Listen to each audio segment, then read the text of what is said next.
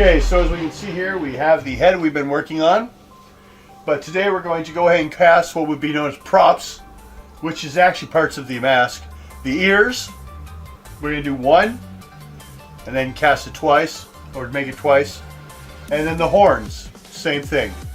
We're actually going to be using a different material from the face and ears to the horns will be separate because we want that to be like to texturally seem different, to separate from its, both being everything being the same. And you have to cast those anyway separate. We're just using a different material for the front than we are for those. For the horns will be different. So we'll be able to start on that soon. Get things lined up. Okay, here we got the clay I show you that we're sculpting with.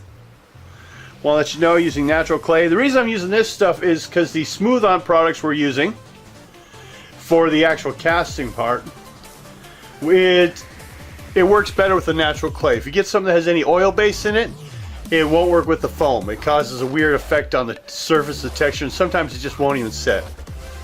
So, here we go.